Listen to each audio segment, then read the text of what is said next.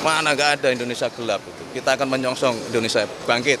Berarti Ya namanya kebebasan berekspresi, tapi tolong sekali lagi ya jangan membelokkan apa yang sebenarnya tidak seperti itu kan gitu. Mana nggak ada Indonesia gelap itu. Kita akan menyongsong Indonesia bangkit.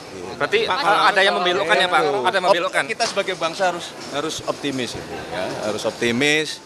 Kita ini dalam satu perahu yang sama, dalam satu kapal yang sama kan gitu. Ya, jadi berilah kesempatan juga ya, pemerintahan yang dipimpin Pak Prabowo juga baru 100 hari, baru sekian bulan, banyak sekali masalah, tapi Anda perhatikan bahwa kita terus-menerus mencari cara, mencari solusi kan begitu. Bahwa itu belum bisa menyenangkan seluruh pihak, mungkin ada pihak-pihak yang masih belum bisa menerima. Bagi kami pemerintah itu biasa. Menduga ada yang membelokkan ya Pak? Nanti Pak Rosan jadi ketuanya Pak? Itu Anda yang ngomong, bukan saya. Pak, kalau revisi UU TNI yang ditunjuk perwakilan di pemerintah siapa aja sih Pak? Tadi kan dari Surpres itu.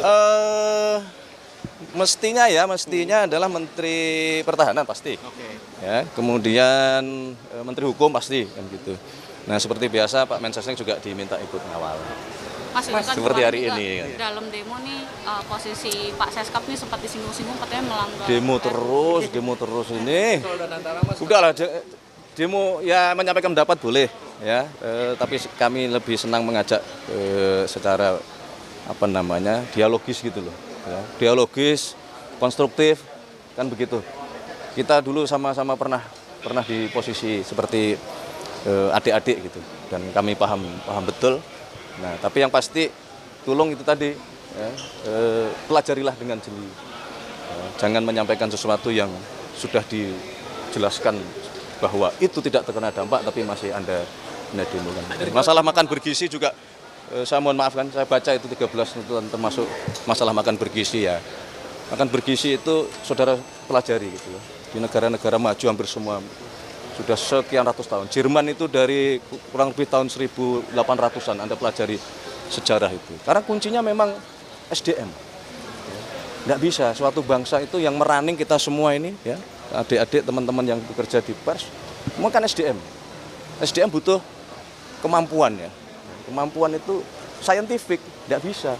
Itu adalah kombinasi dari masalah gizi. Gizi itu pun nggak bisa juga gizi itu hanya mohon maaf ya, setelah usia sekian tidak. Gizi itu berasal dimulai dari sejak di dalam kandungan, nutrisi yang diberikan oleh ibu-ibu yang sedang mengandung atau sedang hamil. Makanya kalau saudara perhatikan bahwa program makan bergizi gratis tidak hanya menyentuh ke adik-adik yang usia sekolah, tapi juga ke ibu-ibu yang hamil, balita. Karena memang tidak bisa instan. Ya. Maka kemudian itu kita tangani oleh pemerintah. Yang kedua selain gizi tentu adalah pendidikan. Ini dua kombinasi yang tidak bisa, tidak bisa. Kita harus menyadari betul bahwa posisi kita hari ini, ya, kita sedang mengejar ketertinggalan, baik dalam hal pemenuhan gizi kita.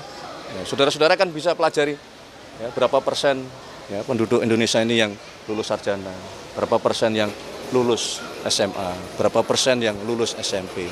Nah itu kita kejar dulu. Nah tapi saudara-saudara juga mesti paham bahwa ruang fiskal kita juga masih terbatas, ya. Maka disitulah Bapak Presiden, pemerintah bekerja keras untuk mencoba merealokasi, ya, dengan kemarin melakukan efisiensi. Ini nanti ujungnya realokasi, bukan tidak dibelanjakan, tapi alokasi belanjanya dialihkan kepada hal-hal yang untuk kita mengejar ketertinggalan. Kira-kira begitu. Mas, kalau respon Pak Prabowo sendiri mengenai 13 tuntutan ini gimana Mas kalau Pak Presiden respon? Enggak masalah. Kita kan mohon maaf ya, kami mewakili pemerintah, saya sendiri mewakili Bapak Presiden. Ya, kami dulu sebelum diberi amanah oleh rakyat untuk memerintah, ya, kita berjuang di jalur politik, ya sudah biasa itu menghadapi yang aspirasi gitu. Dan kita sangat menghormati.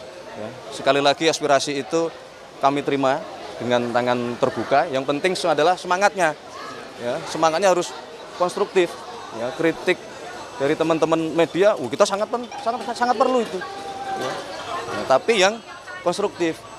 Ya, jangan yang kritik yang misalnya itu cenderung tendensinya negatif, cenderung tendensinya membentur-benturkan, energinya negatif, bukan untuk perbaikan.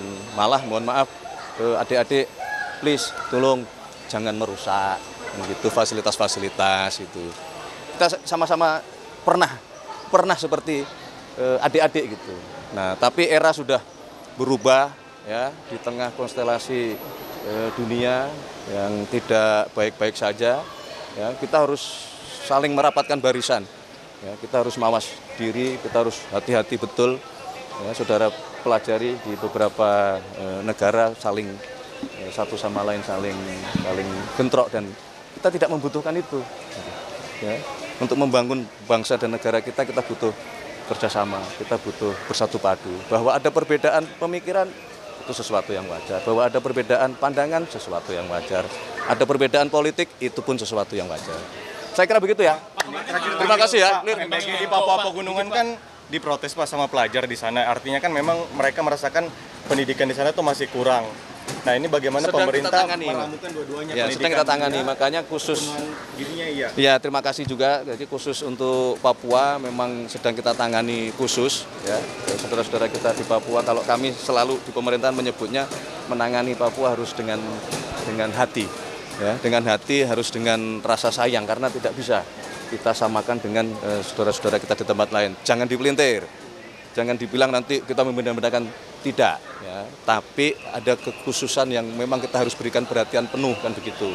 Contoh tadi sudah disampaikan bahwa masalah pendidikan juga menjadi concern, sehingga tidak sekedar kita memberikan makan bergizi. Nah, dari situlah mohon ditunggu ya, pemerintah sedang merumuskan bersama-sama Bapak Presiden ya, nanti akan bersama-sama dengan kepala daerah yang baru kita mau merumuskan supaya kita akan membantu saudara-saudara kita di Papua mengejar ketertinggalan dari berbagai hal. Ya, fasilitas belajar harus diperbaiki, fasilitas kesehatan masih jauh dibandingkan dengan saudara-saudara kita di Pulau Jawa, terutama misalnya kan gitu. Nah, fasilitas infrastruktur ya, harus segera dibangun di Papua, termasuk pemberdayaan ekonominya.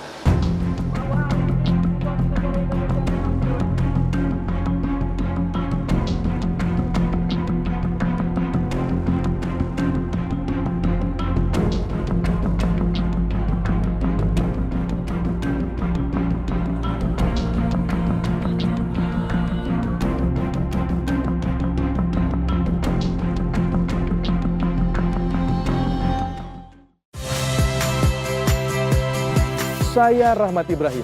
Saksikan program-program Kompas TV melalui siaran digital, pay TV, dan media streaming lainnya. Kompas TV, independen, terpercaya.